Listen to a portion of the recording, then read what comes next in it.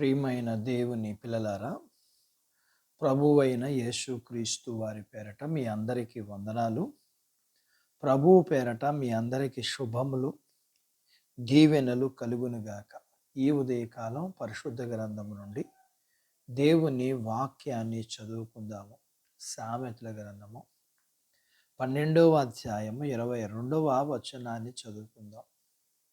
అబద్ధమాడు పెదవులు యెహోవాకు హేయములు.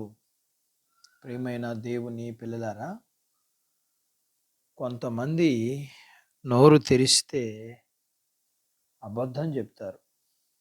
చాలామంది అనుకోకుండా అబద్ధాలు చెప్తారు.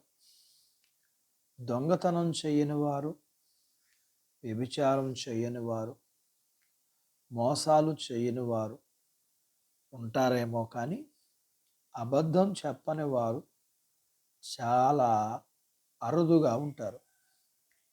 చనిపోయేలోపు ఒక అబద్ధం కూడా చెప్పకుండా ఉండడం అసాధ్యమేనా? మన హృదయం యథార్థంగా ఉన్నప్పుడు అబద్ధాలు చెప్పాల్సిన అవసరం రాదు. మనం చెప్పే ప్రతి అబద్ధానికి ముందు ఒక తప్పు ఉంటుంది. అసలు ఏది అబద్ధమో ఏది అబద్ధం కాదో కూడా మనకి తెలియదు. ఉద్దేశపూర్వకంగా అబద్ధం చెప్పాలని మనం చెప్పం. పరిస్థితులను బట్టి అబద్ధం చెప్పక తప్పని పరిస్థితి ఏర్పడుతుంది. కొన్నిసార్లు మరేదైనా కీడు జరుగుతుందని, లేదా నిజం చెప్తే ఇతరులకు కీడు కలుగుతుందని అబద్ధం చెప్తాం. అబ్రహాము తన భార్య అయిన శారాను చెల్లి అని చెప్పినట్లు మన జీవితంలో ఇలాంటివి ఎన్నో జరుగుతుంటాయి. దేవుడు వాటిని క్షమిస్తాడు. అందుకే 10 ఆజ్ఞలలో నీ పొరుగువాని మీద అబద్ధ సాక్ష్యం పలకకూడదు అనే ఆజ్ఞ పెట్టాడు. మన అనుదిన జీవితంలో చిన్న చిన్న అబద్ధాలు చెప్పటం జరుగుతుంది. అయితే మనం చెప్పే అబద్ధాల వల్ల ఎవరికైనా కీడు జరిగినా, వారి జీవితాలు నాశనమైన వాటిని దేవుడు క్షమించడు. అబద్ధాలు చెప్పే వారికి దేవుడు ఆశించుకుంటాడు. ఇతరులపై అబద్ధ సాక్ష్యం చెప్పే వారిని దేవుడు ఆశించుకుంటాడు. మన అనుదిన జీవితంలో తరచుగా అబద్ధాలు చెప్పడం వల్ల మనకు యథార్థ హృదయం రాదు. అంతేకాక అబద్ధికుడును అబద్ధమునకు జనకుడునైన సాతాను క్రియలు మనలో ఉన్నప్పుడు దేవుడు మనతో ఉండడు. దేవుని విషయంలో అబద్ధమాడి శిక్ష పొందిన అననీయ సప్పిరాల వలె మన జీవితము ఉండకూడదు.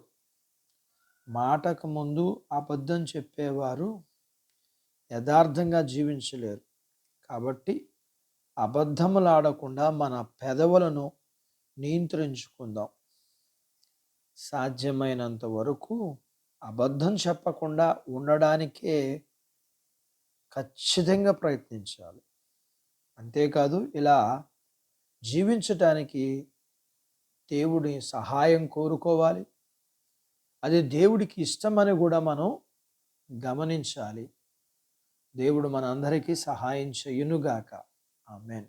దేవుడు తన మాటలు మన అందరి కొరకు దీవించునుగాక. ఆమేన్. ప్రార్థించుకుందాము. నాతో పాటు ఏకీభవించండి.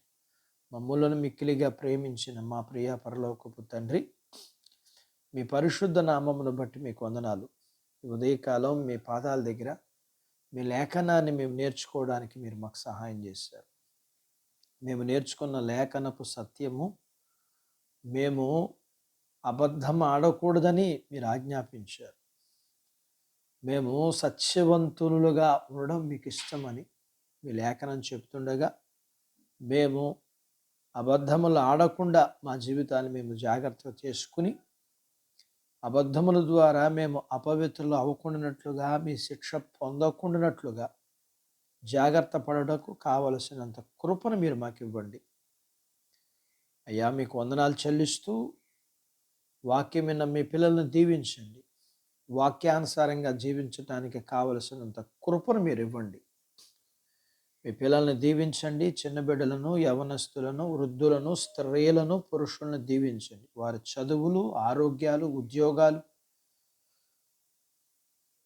ప్రయత్నాల్లో విజయాలు ఇవ్వండి. ఉద్యోగాలలో ప్రమోషన్స్ ఇవ్వండి. చేతి పనులు, వ్యాపారాలు, పొలాలు, పశువులను కూడా దీవించండి.